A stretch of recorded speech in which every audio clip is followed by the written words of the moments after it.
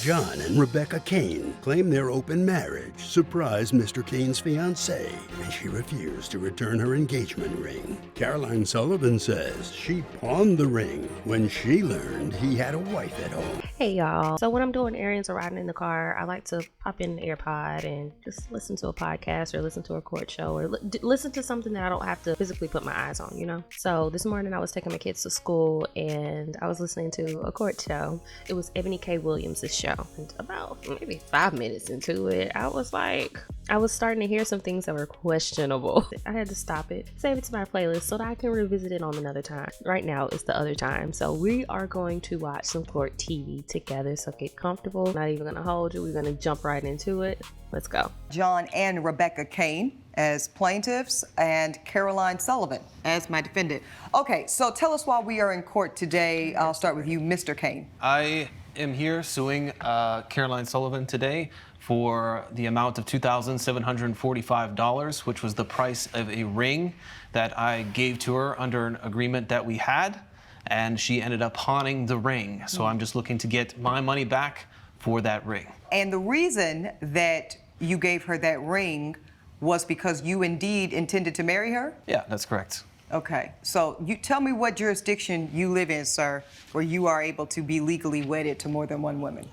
No, that's a real question. I am married to her. We have our own special arrangement as far as our marriage goes. But y'all are court got to get clarity, Mr. Kane, so bear with me here, because these are some complicated facts, and I want to make it simple. You guys are legally married, you two. That's and how correct. long have y'all been married? Yeah, 8 years. Yeah. And you say that y'all have an agreement. I'm guessing this is an open marriage? That's correct. Okay, let me hear this from you, Miss Rebecca Kane.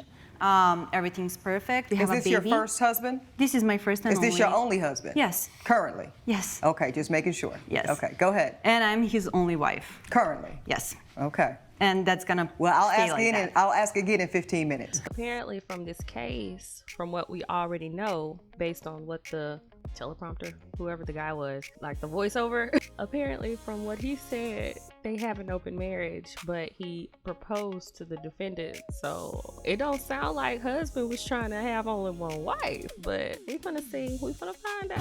Yeah. The answer is gonna be the same. Okay, let's back up. Yeah. When and how did you meet the defendant? Yeah, so I'm an airline pilot. Oh.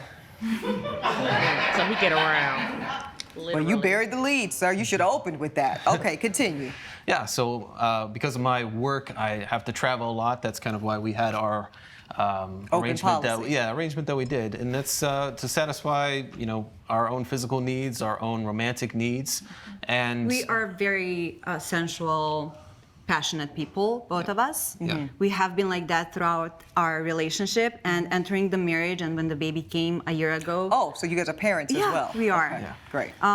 4 years ago, we decided to open our marriage because he would be gone for over a month sometimes. Okay. And I just never wanted him to come back home frustrated and angry. Whatever keeps him happy, I'm good as long as he comes back to me. Yeah, and I I'm have sure my as own long as friendships. and I'm sure as long as that paycheck comes along with him, right? Oh, that's a given. I have my own paycheck too. Just making sure. Yeah. Okay, so now do you have your own romantic liaisons during his absence as well? Yes. The only we have as an ultimatum in this style of marriage that we have is to never talk about our other friendships and never find out about other people.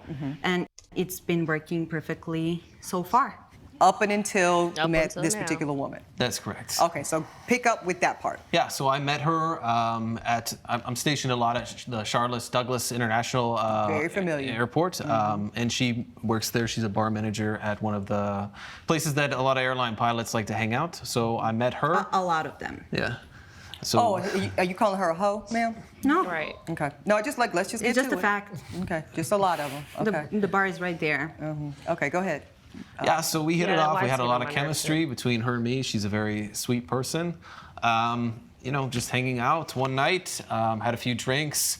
Things progressed from there. Went really well. So we ended up having a relationship of about 3 years or so. Wait, 3 years? 3 Yes. years. Every time Yeah. I think I know where this story is going, it goes somewhere completely different. Okay, so married for 8, open relationship for 4. Yeah. 3 out of those 4, you've been in a bona fide relationship with this woman in Charlotte. Yeah, that's correct. When he's not home. Yeah, I got that on the part, ma'am. road. Thank you. Okay. That's one of his other friendships. I got it. Okay, so talk to me about 3 years with this woman. At some point, this relationship escalates to more than just casual. Yeah, we were in love. I mean, we had, like I said, we had really good chemistry. She met my family one time. Including your wife? No, she did not meet my wife. Oh, you have like your mom and him? Yeah. Oh, okay. Father and mother. And I wanted to take the next step with her to keep her in my life. So decided to propose to her, and she accepted the proposal. Like you On got the down to spiritual her level. Girl, shut up, shut up, shut up, shut up, shut up. Like, she keeps jumping in to make it sound a little better than what it is, and it's not. You're just making yourself look crazier. To me, your husband just clearly said he wanted to take the next step with this lady. She's not just a friend. So stop throwing them jabs at that lady, because your husband is wrong. Your husband is wrong, and you are stupid. This is going wonderfully for you. 3 years is a substantial amount of time. Agreed. Go ahead, ma'am. Sure. So I met Mr. Kane at my job. He had come in a few times before, and I was attracted to him. One thing leads to another, bada bing, bada boom, but it's more than that. Like you said, you meet his parents, you're dating, you're his girlfriend. Yes, he was also, when he would fly into Charlotte, he would stay at my place. He even chipped in for some of the rent, some of the bills. So y'all were cohabitating when he was there? Yes. Okay, go ahead, continue, ma'am. And so then, about 2.5 years into our relationship, we went out to dinner, and he proposed, and I said yes. And you said yes. Very happy. He was on a knee and everything. It was the whole kit and caboodle. Yes, yes. Okay. At what point, ma'am, do you find out that this man has a whole wife? I picked him up at the airport maybe 6 months after we had been engaged. He came to the apartment, went into the shower, set his phone on the bedside table, and I started hearing like a ringing. It was not that phone. It was not my phone. And it was a phone in his suitcase. It was the bat line. It was the bat line. Okay. There were actually 2 other phones. And 2 other phones, ma'am? Yes. So you're telling me this gentleman has 3 different cell phones? Yes. 3. 1, 2, 3. Yes. One for me, one for Mrs. Kane, who was calling him, and then another that he has somebody named Baby Girl. Baby girl? Yeah. Oh, Lord. I'm sorry, if I may, I think this Yeah. is irrelevant because like it's Oh, invading you my know what? privacy.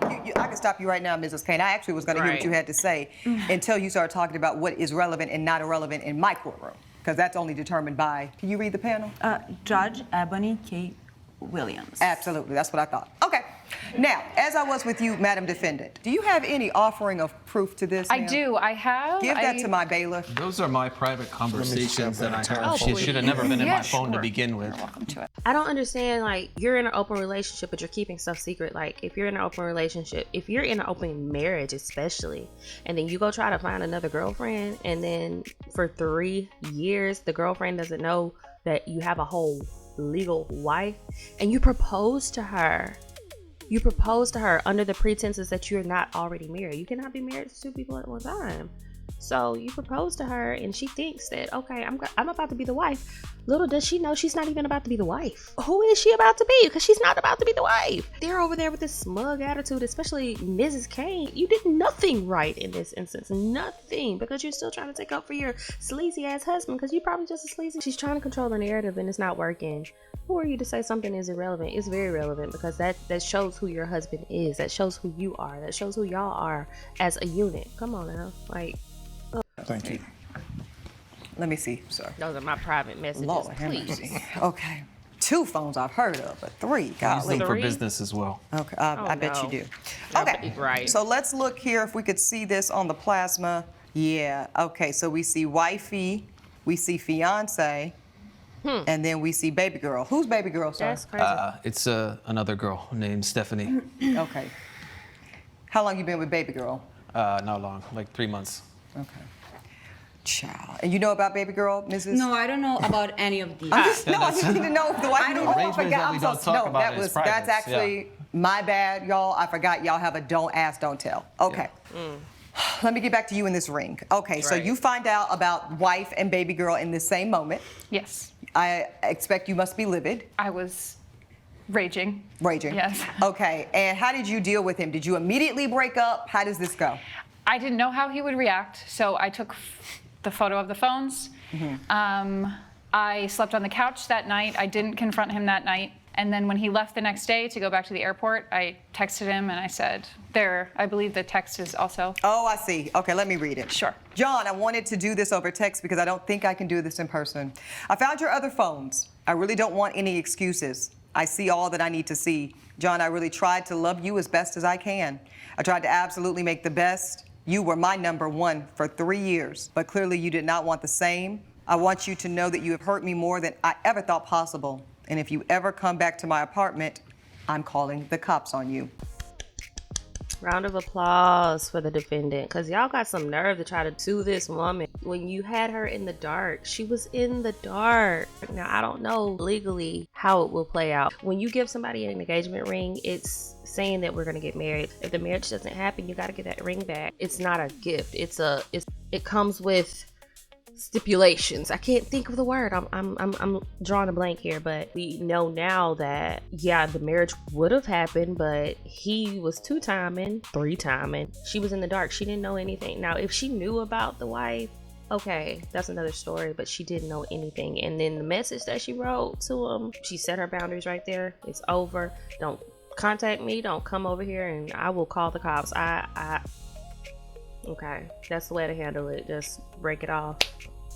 Bye. You're in the past, no longer. You got some nerve to try to sue this woman. You got some nerve. Like, you should have just took that L. Bring back. Out of all of that, that's what you went to. Right. What happened at that point, ma'am? Sorry, when he. I know you're upset. I've also had a broken engagement as well, so I really understand how you were feeling, ma'am. Go ahead. So when he sent the text, I wasn't expecting that. Truthfully, I was very, very mad. So I took the ring to a pawn shop. Upon receiving this trifling message? Yes. Okay. And this is the pawn shop receipt? Yes. Okay. And just, listen, I might have had a diamond or two in my day. So I do believe, sir, that you probably, had a valuation of a diamond that was $4,000 or $5,000, but because of the trade in the market, you didn't even get $1,000 for that ring. Is that correct? I see the receipt here. Only $800. That's my ring. It's my property. What'd you do with the money? It's in savings right now. Good for you.